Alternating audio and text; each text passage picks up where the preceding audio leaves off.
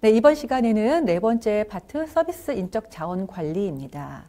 앞서 이 모듈 C에 대한 기본 학습 범위에 대해 말씀을 드리면서 고객만족 경영과 서비스 인적 자원을 바탕으로 기업을 효율적으로 운영하는 부분에 대한 내용이 모듈 C에 담겨져 있다라고 말씀을 드렸습니다.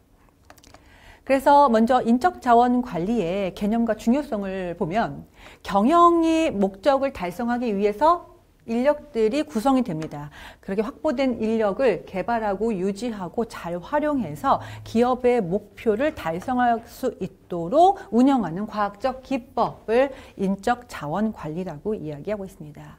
이런 인적 자원 관리는 조직의 목표를 달성하는 데 큰 역할을 담당하고 있습니다. 어떻게 관리하는 따라서 조직의 성패가 좌우가 되고요. 그 다음에 조직 역량을 경제 우위를 확보하기 위해서 조직 역량을 자원으로 활용해 볼 수 있다는 것이 인적 자원 관리의 두 번째 중요성입니다. 그리고 또 이런 인적 자원을 통해서 창출이 되는 이 조직 역량은 장기간에 걸쳐 형성이 되는데 경쟁 기업과도 차별화된 하나의 경쟁적 자원의 원천이 되고 있고 전략적 자산이 되는 굉장히 중요한 의미를 가지고 있습니다. 이런 인적 자원 관리에는 6가지 원칙이 있습니다. 첫 번째는 직무 중심.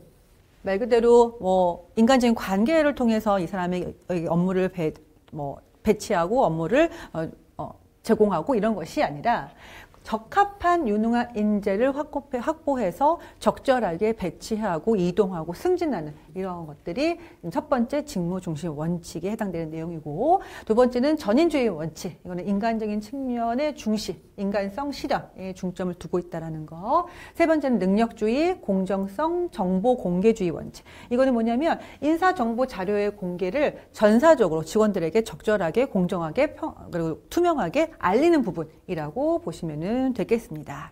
여섯 번째는 참가주의 원칙이라는 것은 어떤 기업의 중요한 의사 결정에 직원들을 적극적으로 참여시키고 의견을 수렴하는 것이 인사관리 원칙의 여섯 번째 원칙이 되겠습니다. 이 부분도 역시 출제 빈도가 좀 있는 부분이니까 잘 살펴보셨으면 좋겠습니다. 이런 인적 자원 관리를 잘 관리해서 나아가고자 하는 방향은 첫 번째, 유능한 인재 확보. 유능한 인재 확보를 통한 기업 경쟁력 향상입니다. 이런 경쟁력 향상이 되면 생산성, 품질 향상, 고객 만족을 달성할 수가 있겠고요. 이런 것들이 기업의 목표, 사업 전략을 조금 더 잘 이뤄낼 수 있도록, 달성할 수 있도록 연관이 되어져 있는 부분들이 인적 자원 관리의 주요한 몇 가지 목표가 되겠습니다. 이런 인적 자원 관리는 첫 번째, 이 경제적인 합리성과 인간성을 좀 동시에 추구해야 된다는 성격을 가지고 있습니다. 말 그대로 직원들이 어떤 업무 만족도를 높이기 위해서 직무를 재배치하고 순환시키고 그다음에 복리후생을 제공하고 이런 것들이 기업의 이익을 침해하는 범위에서까지 제공하기에는 어려운 부분이 있습니다. 그래서 그런 적절한 기업도 수익을 창출하고 거기에서 조금 더 투자하면서 직원들의 인적 자원을 관리할 수 있는 그런 어떤 적절한 그런 부분들을 찾아내야 되거든요. 그것이 경제적인 합리성이라고 볼 수 있겠고, 그리고 직원들을 어떤 소모품으로 생각하지 않고 기업과 같이 함께 가는 어떤 동료라는 개념으로 이런 인간성을 동시에 추구해야 되는 점을 적절하게 좀 균형감 있게 가져가야 된다는 것이 인적 자원의 첫 번째 성격이고요. 두 번째는 인적 자원의 개발과 자율성. 인간은 기본적으로 능동적이고 자율적인 성격을 가지고 있습니다. 그리고 이런 기업에서 이루어지고 있는 인적 자원은 다 성인 학습과 성인 관리 이런 쪽에 들어가기 때문에 기본적으로는 자율적이고 능동적이라고 하는 인간 자원의 개발과 자율성의 방향성이 일단 잘 구성이 되어져 있어야 한다는 것이 인적 자원 관리의 성격입니다. 그 다음에 인적 자원의 형성과 책임성이라고 하는 거는요, 이 각각의 이 능력은 개인에게 채화된 인적 자원에 따라 다른 특성을 가지고 있습니다. 똑같은 교육을 하더라도, 자원들에 따라서, 직원들에 따라서 그걸 받아들이고 습득하는 그 능력의 차이가 있기 때문에 그런 역량의 습득은 다 개인이 다 책임을 지고 형성하고 이뤄내야 된다라고 하는 거죠. 그래서 그런 부분들이 인적 자원 관리의 성격입니다. 네, 이러한 인적 자원 관리는 구체적으로 어떤 것들을 운영하는 것이냐 그 내용을 보시면 먼저 선발. 근데 선발 전에 여러분 교재에 보시면은 모집이라는 것이 있습니다. 먼저 모집 공고를 내고 그 다음에 선발을 한 후에 그 다음에 배치하고 교육 프로그램까지 진행을 하면은 이제 일을 시작을 하게 되죠. 업무를 진행을 하게 되면은 잘하는 부분에 대해서 적절한 보상을 주게 되고 또 더 다른 업무를 잘 수행할 수 있도록 경력을 개발, 관리할 수 있도록 지원합니다. 잘 관리된 인력들은 승진을 할 수도 있고요. 만약에 좀 다른 어떤 그 미래의 방향성을 가진 사람들은 또 이직을 또 하게 되는데 최근에는 이직 관리도 역시 인적 자원 관리의 한 분야로 들어가져 있습니다. 그리고 복리후생 평가까지 이 전체적인, 그러니까 어떻게 보면은 회사 기업 내의 직원들에 대한 모든 직원이 모집돼서 선발돼서 일하면서 나갈 때까지 모든 과정을 다 관리하는 것이 인적자원 관리다라고 보시면 좋겠습니다.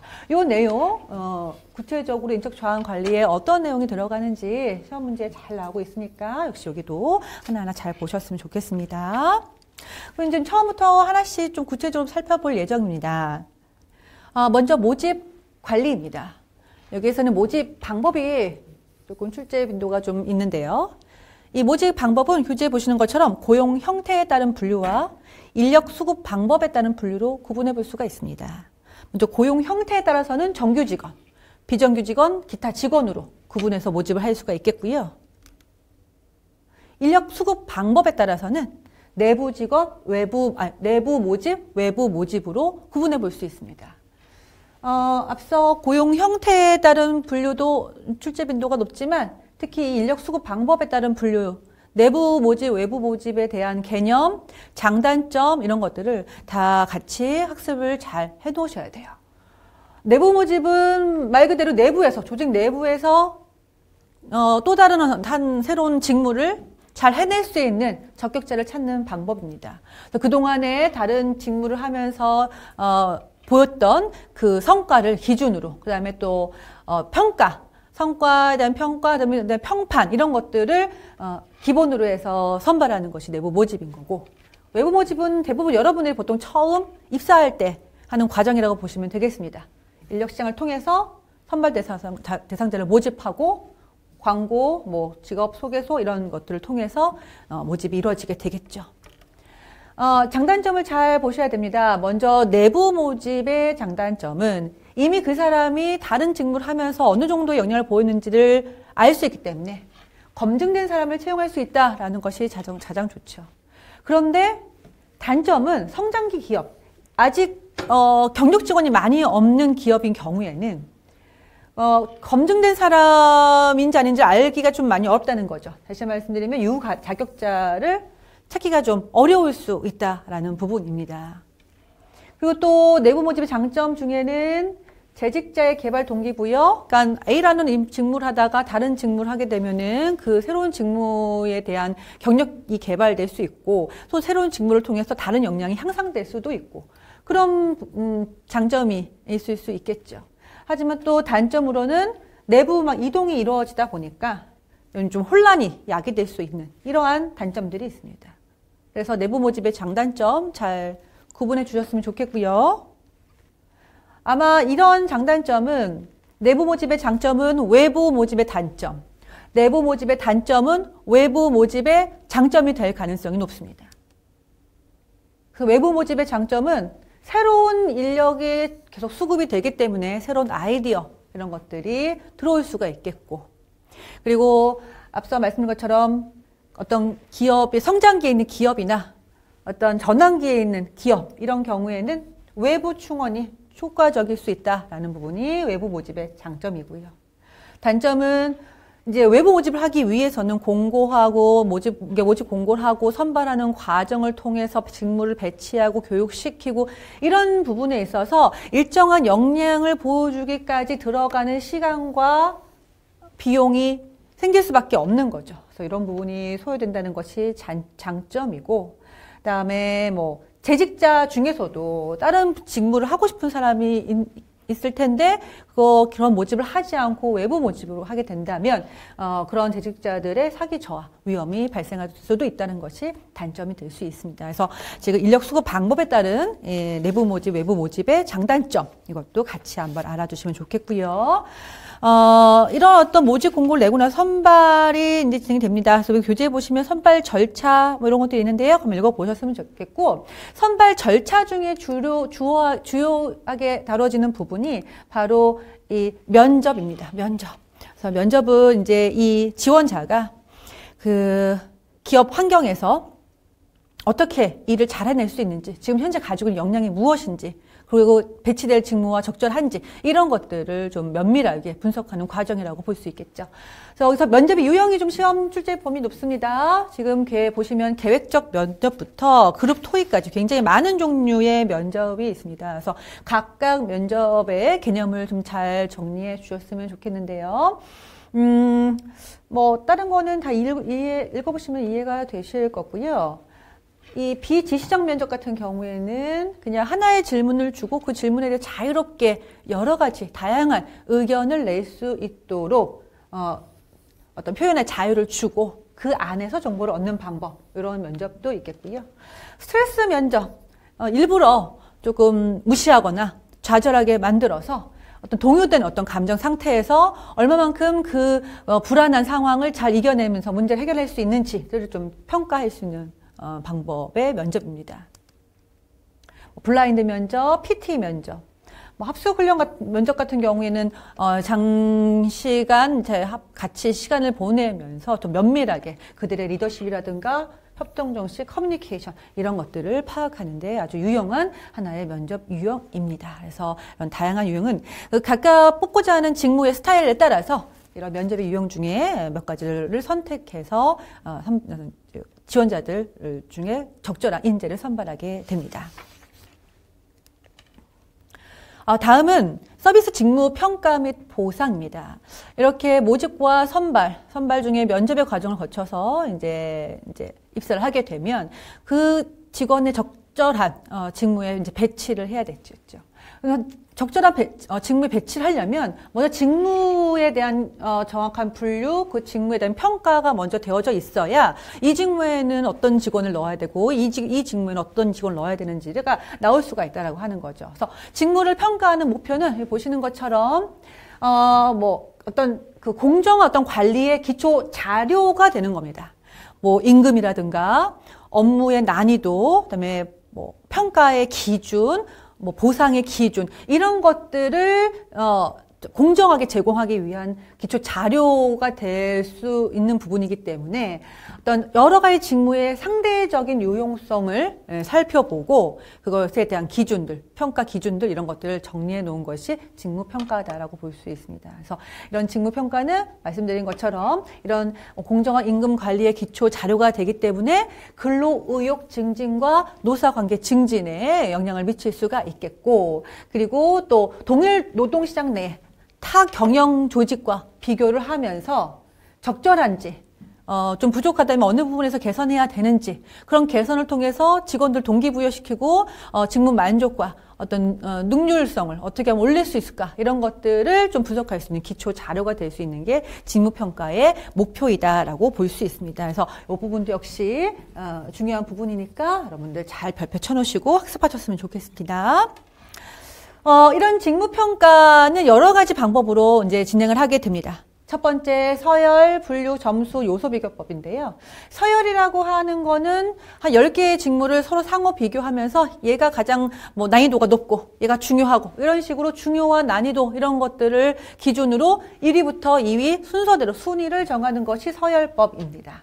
근데 이제 요거는 어떤 평가자가 전체적인 어떤 그런 지식을 가지고 직무 전체를 평가를 하다 보니까 좀 일정한 기준이 없게 되면은 좀 논리적이지 않고 공정하지 못하다라고 좀 오해를 받을 수도 있는 부분이 생깁니다.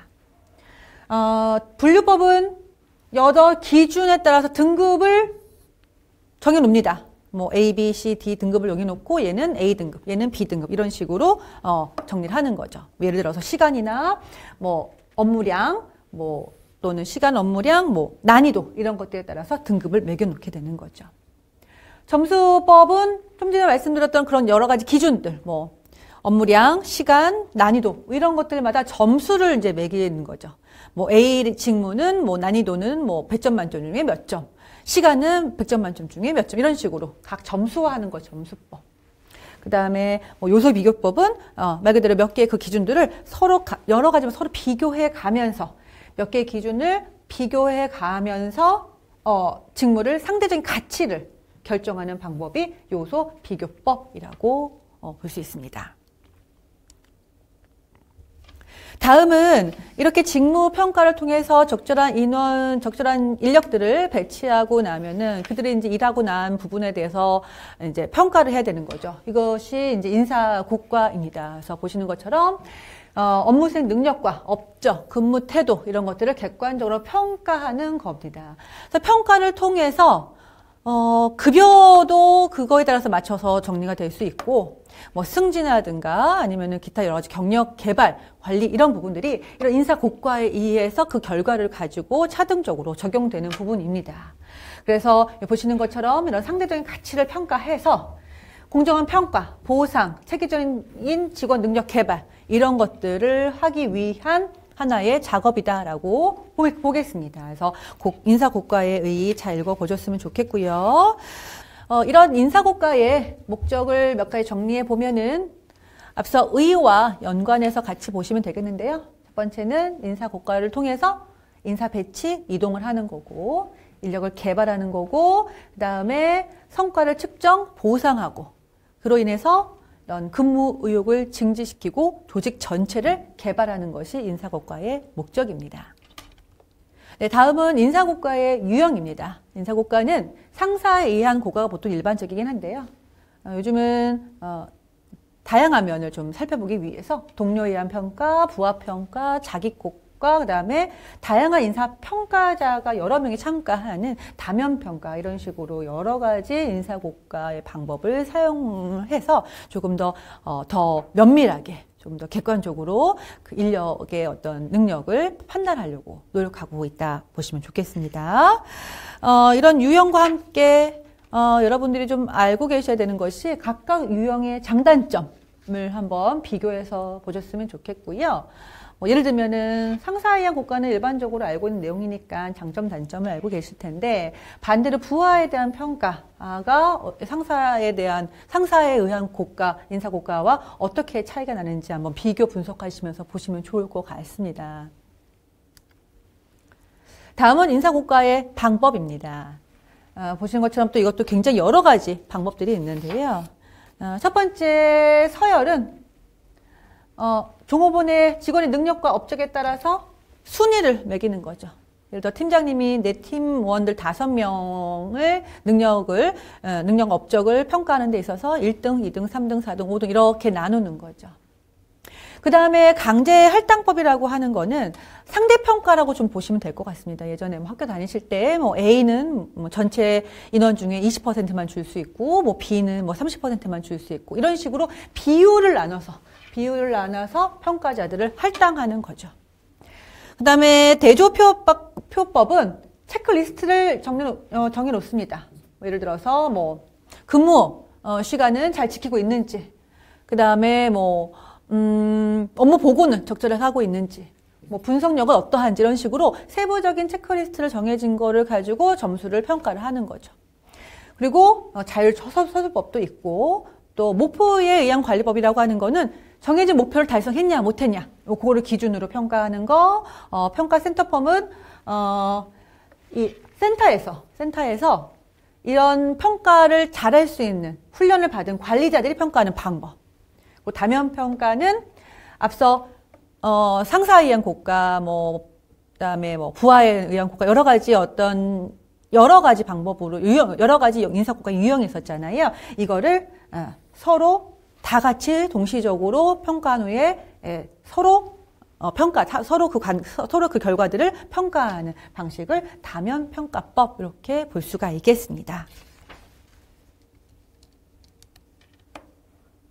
다음은 보상관리인데요. 보상의 중요성 정도 좀 읽어보시면 좋겠습니다. 보상은 개인이 노력한 대가이기도 하지만 대가뿐만이 아니라 그 능력을 좀 더 확대하고 재생산할 수 있는 인적 자원 개발을 위한 투자, 이런 개념으로 보시면 좋을 것 같고요. 적절한 보상은 구성원들의 만족감과 성과에 크게 영향을 미치게 됩니다. 그래서 보상관리의 중요성도 같이 보시면 좋겠고, 이런 보상관리가 적절하고 공정하게 이루어지기 위해서는 이런 몇 가지 원칙을 지켜야 합니다. 보시면 적절성, 타당성, 공정성, 안정성입니다. 여기 다른 단어는 다 이해되실 거고요. 안정성이라고 하는 거는 이 보상의 체계가 구성원들이 안정적으로 생활할 수 있는 부분을 기여해야 된다라고 하는 거죠. 그리고 편안하게 살 수 있는 기본 욕구들이 있는데 그 욕구는 충족시킬 수 있을 만큼의 안정성을 가지고 있는 것이 적절한 보상관리다라고 볼 수가 있습니다. 네, 다음은 노사관계 관리입니다. 이 노사관계라는 것은 근본적으로 노동자와 사용자와의 관계를 의미합니다. 이런 노동자와 사용자와의 이 관계의 이 노사관계의 궁극적인 목적은 첫 번째는 생산성 향상과 성과 배분 실현입니다.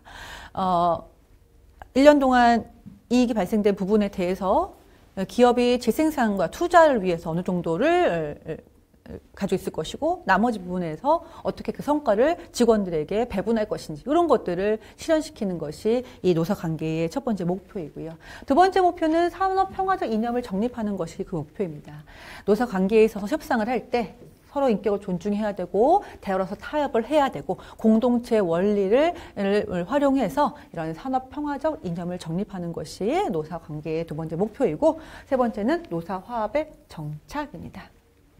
분쟁의 원인을 제거하고 노동관계 제도도 정착시키고 근로자의 생활의 질을 향상시키고자 하는 것이 이러한 이 노동자와 사용자의 관계, 노사관계의 기본적인 목표입니다. 이런 노사관계는 여러분 교재에 보시면은 노사관계 유형 및 발전 단계가 있습니다. 예전에는 개별 노사관계, 그 다음에 대립적 노사관계, 협력적 노사관계, 지금은 신협력적 노사관계로 차츰 변화되고 있습니다. 그래서 그거 한번 그 개념을 한번 읽어보셨으면 좋겠고요. 이러한 노사가 서로 서로 윈윈할 수 있는, 상생할 수 있는 몇 가지 방법이 있습니다. 보시는 것 첫 번째, 노사 안정을 위해서 최우선적으로 실현해야 되는 것이 바로 일자리 창출, 경제 활력 회복 이런 것들입니다. 이런 것들을 창출해내고 회복할 수 있는 것, 이것이 노사가 서로 윈윈할 수 있는, 서로 상생할 수 있도록 하는 거에 첫 번째 과제가 이 부분인 거고요. 두 번째는 실용적 관점에서 서로 양보하고 타협해야 되는 것이 노사가 서로 상생할 수 있는데 수행해야 되는 두 번째 과제. 그 다음에 또 국가 차원에서 타협도 역시 필요합니다. 노사가 합의를 하지 못하게 되면 국가적으로 어떤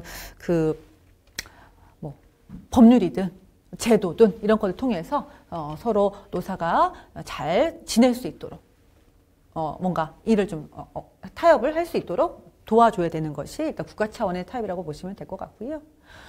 기타 선진형 노사관계로 전환할 수 있도록 노력하는 것, 이런 것들이 노사관계에서 서로 윈윈할 수 있는, 서로 상생할 수 있는 데에 필요한 여러 가지 과제들이다라고 보면 좋겠습니다. 네, 다음은 노동조합입니다. 노동조합은 이 근로조건을 유지하거나 개선하고자 하는 목적을 가지고 임금 근로자들이 모여져 있는 단체를 노동조합이라고 말할 수 있습니다. 그래서 노동조합의 기능을 보시는 것처럼 근로자를 모집하는 조직 기능이 있고, 그 다음에 자신들이 원하는 어떤 그 목적을 달성하기 위해서 협상을 하거나 정치적으로 경제적으로 여러 가지 활동하는 집행의 기능이 있습니다. 네, 부가적 기능은 그 근로자들, 그 노동조합에 속해져 있는 노동자들을 서로 교육하기도 하고요. 그들끼리 사회 봉사를 하기도 하고, 이러한 부가적인 기능을 담당하는 것이 노동조합입니다. 네, 다음은 단체 교섭과 노사 협의 제도입니다. 보시는 것처럼 단체 교섭은 개개 사용자 하나 혹은 그 이상의 사용자 단체, 보통 기업이라고 이해하시면 될 것 같고요. 기업과 대표적인 노동조합 앞에 설명을 드렸죠. 노동조합이 서로 임금과 근로조건 관련된 협정을 이루려는 목적으로 하는 협상, 단체 교섭입니다. 그래서 단체 교섭은 보시는 것처럼 기능들이 있는데요. 뭐 경제적 보상을 결정하는 과정, 규율을 설정하는 거, 그 다음에 뭐 그 각각의 계약 기간을 정리하는 거, 이런 것들이 이 단체 교섭에서 주로 협의되는 내용들이다라고 좀 보시면 될 것 같아요. 네, 그럼 노사협의제도는 무엇인가 보시면은 단체 교섭에서 주로 협의되는 내용은 임금 조건, 기간, 규정 뭐 이런 것들에 대한 내용이었는데 노사협의제도에서는 단체 교섭에서 취급하지 않은 사항을 주로 협의하게 됩니다. 보통 상호 이해를 넓히고 협력하는 기능을 가지고 있는 건데요. 보시는 것처럼 서로 생산성 향상이라는 공동의 목적을 달성하기 위해서 근로자와 경영자가 서로 대화하는 것, 이것이 노사협의제도라고 좀 보시면 되겠습니다. 그래서 노사가 조직적으로 협력하기 위한 상황에서 자주적이고 대등한 입장에서 서로 대화를 하는 것이고 서로 협력이 필요한 상황에 대해서 협의를 하는 제도라고 이해해 주시면 좋을 것 같아요. 그래서 교재 보시면은 노사 협의제와 단체 교섭에 대한 어떤 차이 분석한 표가 있습니다. 이 부분 좀 잘 이해해 주셔야 되는데요.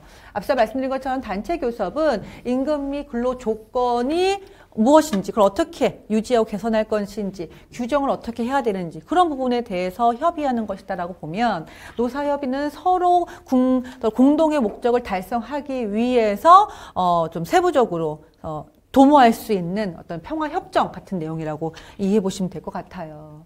그러다 보니까 이 배경이 좀 차이가 나는 게, 이 또 단체 교섭인 경우에는 서로, 뭐, 노동조합, 노동단체의 존립을 전제하기 때문에 기본적으로 사업자, 그러니까 기업과 좀, 대립되는 형태로 자신들의 주장을 보통 표하는 이 쟁의의 형태로 보통 나타나는 경우가 많이 있습니다.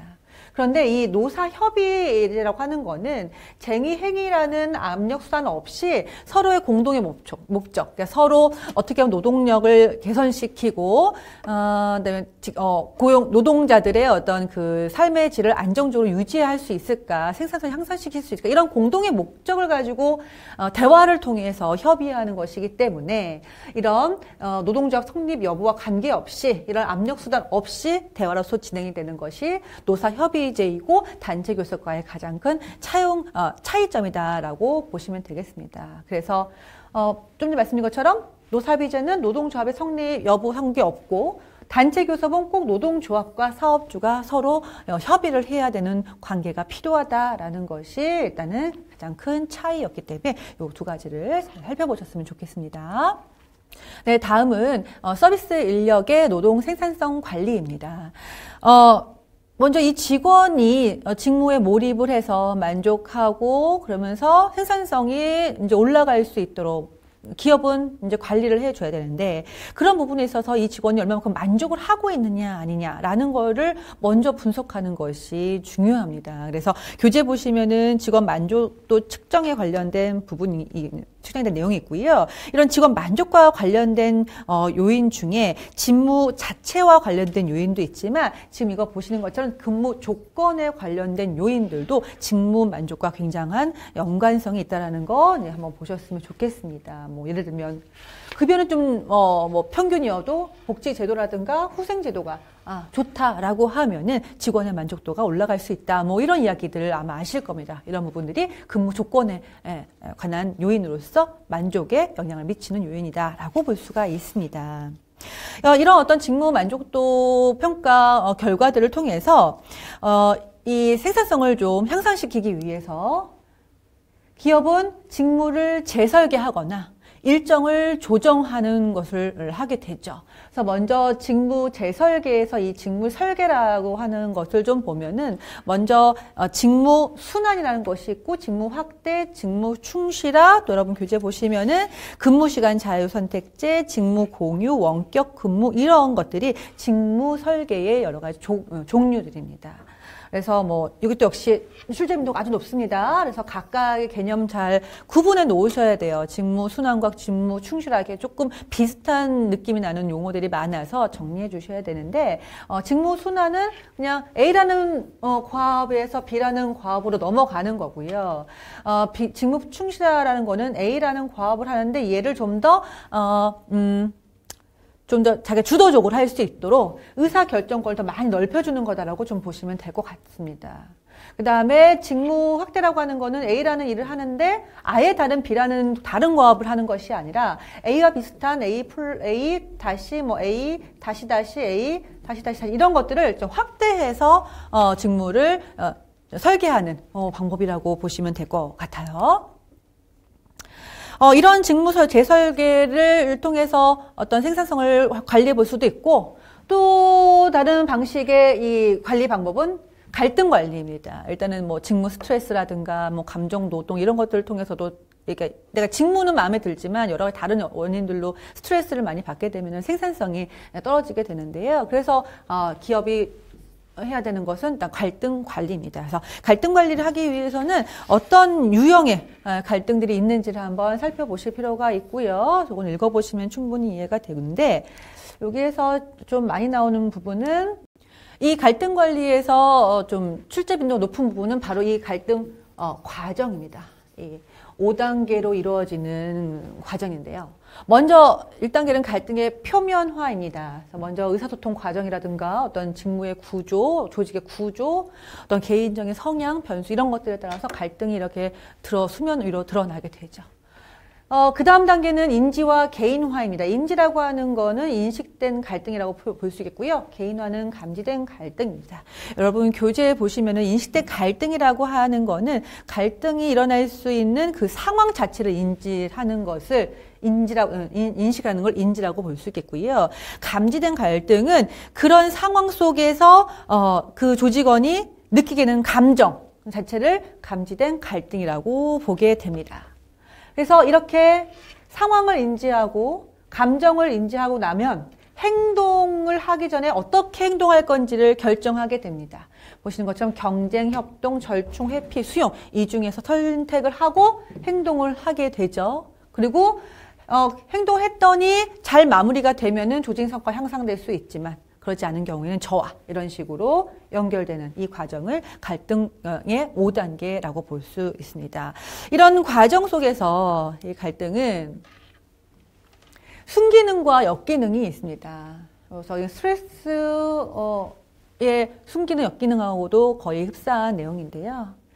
이 갈등의 순기능은 앞서 여기에서 이제 어떻게 행동할 건지를 결정해서 행동한 후에 결과가 좋아지게 되면